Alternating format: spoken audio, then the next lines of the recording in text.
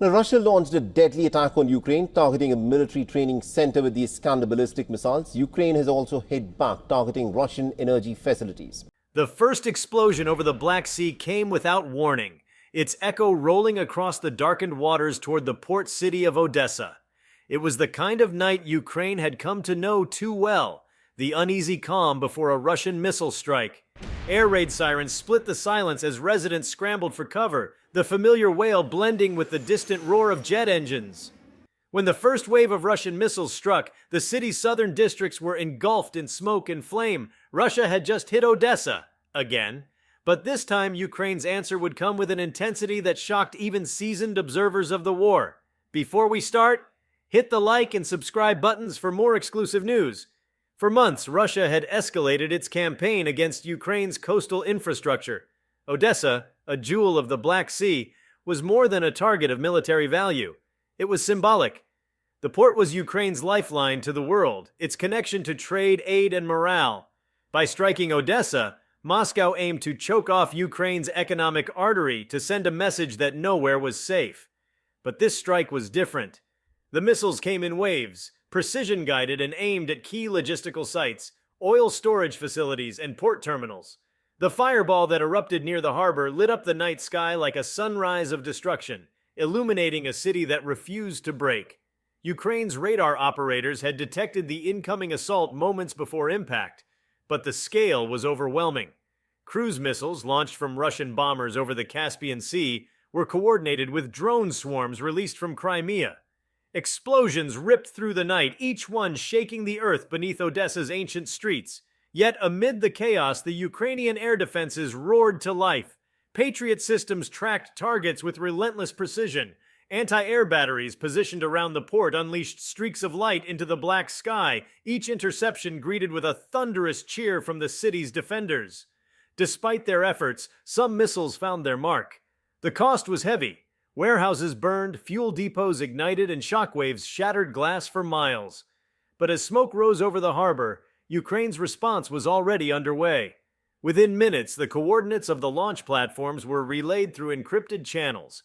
Intelligence officers watching from hardened bunkers confirmed the origin points, Russian military installations on the Crimean Peninsula, and ships operating in the Black Sea. The command was given. Ukraine's retaliation would be immediate and devastating. The counterstrike began before dawn.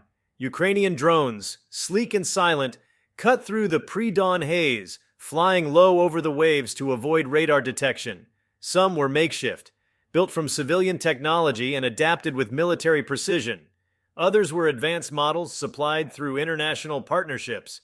Their mission was clear: strike deep into Russian-occupied territory and cripple the very systems that had enabled the Odessa assault. In one coordinated wave, they hit fuel depots in Sevastopol, radar installations near Jankoy, and a command post believed to house Russian naval officers. The explosions were synchronized, each detonation echoing the sound of Ukraine's defiance. Within hours, social media channels across Eastern Europe lit up with footage of towering flames in Crimea. Ukrainian sources confirmed that a Russian frigate had been damaged at anchor, while several air defense systems had been knocked offline. The scale of precision suggested more than mere revenge. It was a calculated demonstration of capability. Ukraine's response wasn't just emotional, it was tactical, driven by months of intelligence gathering and strategic patience. The strike showed that every Russian move against a Ukrainian city would carry a price, one Moscow could no longer easily afford. Odessa's defenders, battered but unbroken, watched the eastern horizon glow with the fires of Ukraine's vengeance. Soldiers along the coast reported the sight of Russian radar stations ablaze, their equipment useless under plumes of smoke. This was not the haphazard retaliation of desperation. It was a lesson in proportional force. The Ukrainian military had evolved into a force capable of responding within minutes, capable of reaching across occupied territory and striking where it hurt most. Each retaliatory strike carried a message. Ukraine was no longer just enduring, it was asserting. The destruction of critical Russian assets in Crimea carried enormous implications. For years, the peninsula had been fortified into one of the most heavily defended zones in the region. Russia believed its air bases, command centers, and naval docks were beyond reach. That illusion was shattered overnight. Satellite imagery the next day revealed charred craters where radar towers once stood and columns of smoke still rising from ammunition storage sites. Ukraine's revenge had not only crippled several logistical nodes, but also pierced the aura of invulnerability that Moscow had worked so hard to construct. Strategically, the impact was profound. Russia's naval dominance in the Black Sea, already challenged by earlier Ukrainian strikes, now faced fresh uncertainty. Each Ukrainian drone and missile launched toward Crimea reminded Russian commanders that distance no longer guaranteed safety. The Black Sea Fleet, once a symbol of Russian might, had become a fleet under siege.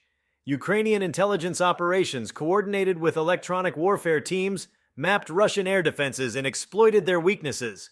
By targeting fuel depots and radar systems, Ukraine effectively blinded parts of Russia's coastal defense network, creating vulnerabilities that could be exploited in future offensives.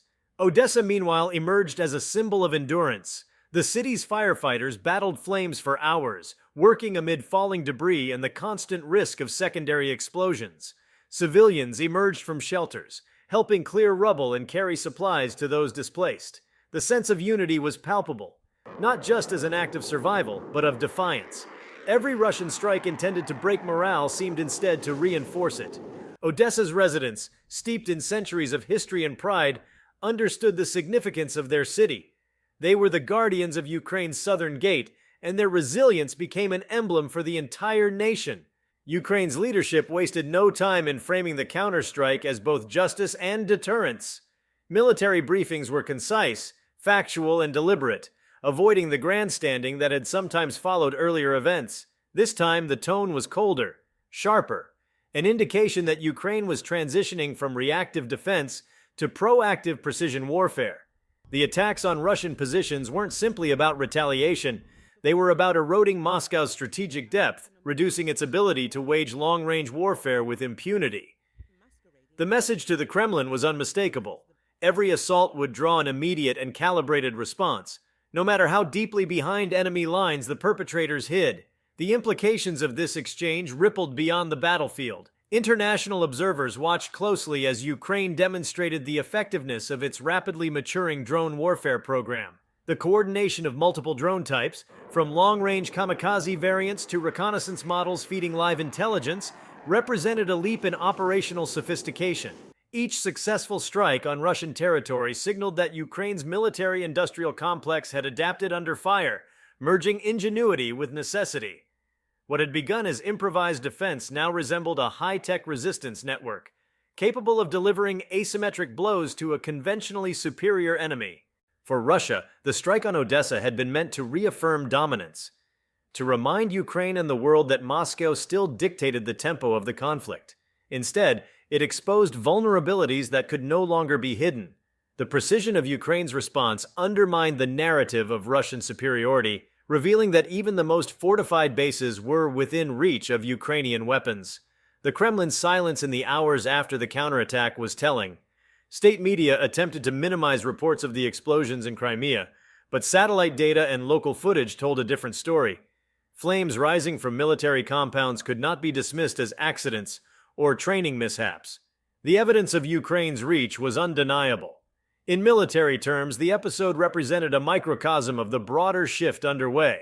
The war had evolved beyond the trenches and artillery duels that once defined it.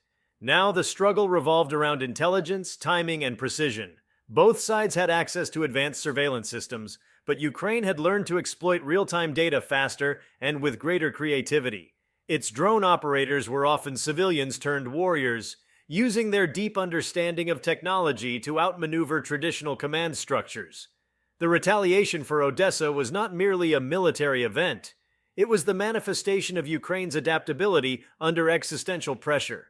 If you liked this video, please give it a like and subscribe to our channel. Also, could you leave your comments below and tell us, what are your thoughts on Russia hitting Odessa and Ukraine's response?